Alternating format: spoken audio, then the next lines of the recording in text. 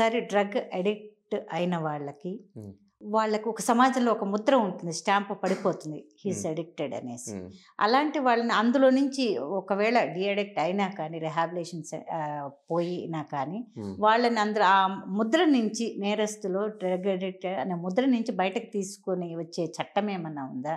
ఎలా అది No, అది no. ఏంటి? అసలు ముద్ర ఎవరు వేసారు? చట్టం వేసిందా, ప్రజలు వేసారా?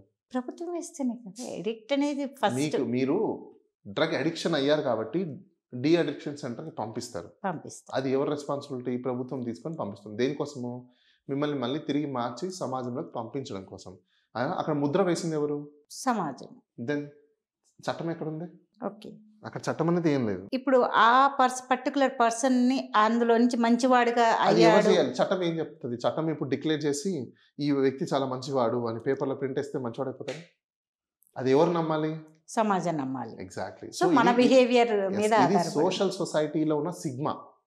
ఈ సిగ్మా, బ్యాడ్ సిగ్మా కానీ గుడ్ సిగ్మా కానీ ఎవరు ఇవ్వగలుగుతారంటే సొసైటీలో ఉన్న నీ ఇన్ అండ్ సరౌండింగ్ వాళ్ళే ఇవ్వగలుగుతారు తప్ప దీనికి చట్టాలు అనేది ఎవరు తీసుకురాలేదు. Highly impossible. పార్లమెంట్ చేసినా అది నిలబడదు. ఇప్పుడు హ్యూమన్ ట్రాఫికింగ్ ఉంది. హ్యూమన్ ట్రాఫికింగ్కి ఎలాంటి చట్టాలు ఉన్నాయి?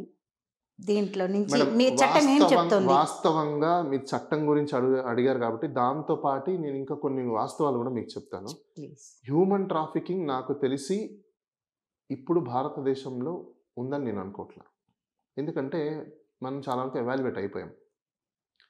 ఇప్పుడు ఒక ఆపర్చునిటీ కోసము ఒక వ్యక్తి ఒక చోటికి వెళ్ళిపోయిన తర్వాత వాళ్ళు చెప్పేది ఏంటి అంటే మమ్మల్ని ఒకటి చెప్పి ఒకటి తీసుకెళ్ళి మమ్మల్ని ఇది చేశారు. That's called it's human trafficking అని మనం అంటున్నాం. రైట్. అసలు హ్యూమన్ ట్రాఫికింగ్ ఒకప్పుడు జరిగేది. హ్యూమన్ ట్రాఫికింగ్ అంటే ఏంటంటే బలవంతంగా ఒక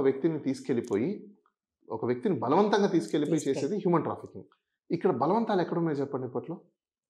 వాళ్ళే వచ్చి వాళ్ళే ఇది చేసుకొని వాళ్ళే పనికో లేకపోతే ఇంకో దానికో జరుగుతున్నాయి. So where is the human trafficking? నన్ను అడిగితే సొసైటీలో హ్యూమన్ ట్రాఫికింగ్ ఉన్నాయంటే I don't think so. But వేరాస్ in case human trafficking ఉంది అంటే మాత్రం ఖచ్చితంగా హ్యూమన్ రైట్స్ యాక్ట్ వాళ్ళకి అప్లై అవుతుంది.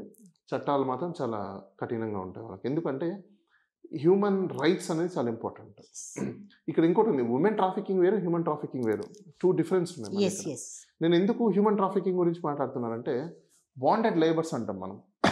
లేకపోతే చిన్నపిల్లల్ని లేకపోతే కొంచెం ఏజ్ అయిపోయిన వాళ్ళని, పాపం ఎటువంటి ఆపర్చునిటీ లేని వాళ్ళని హ్యూమన్ ట్రాఫికింగ్ ఒకప్పుడు చేసేవాళ్ళు. ఎక్కడికి చేసేవాళ్ళు? Dubai, Kuwait, Saudi, amen, Brunei, ఇట్లా కొన్ని కంట్రీలకు వాళ్ళకి తెలియకుండానే వాళ్ళని తీసుకెళ్ళిపోయి అక్కడ పెట్టేసుకొని బాండెడ్ లేబర్ కింద చేసేసి హ్యూమన్ ట్రాఫికింగ్ చేసేవాళ్ళు. కొంతమంది ఆడవాళ్ళని ఇక్కడి నుంచి తీసుకెళ్ళిపోయి అక్కడ వ్యభిచారానికి అమ్మేయడం, చేయడం, పెళ్లిళ్ళు చేసుకుని ఇలాంటివి జరిగేవాళ్ళు.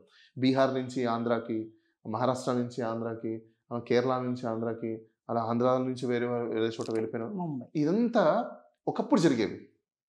బట్ ఇప్పుడు ఎక్కడ ఉన్నాయి? ఇప్పుడు ప్రతి ఒక్కటి కూడా కన్సెంట్తో అక్కడ ఆపర్చునిటీ ఉందంటే వెళ్తున్నారు, పని చేసుకుంటున్నారు, లేదంటే వస్తున్నారు.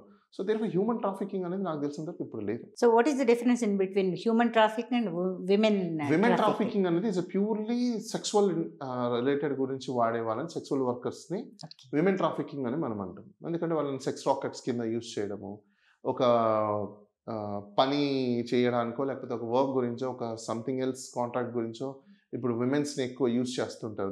They use women as a weapon.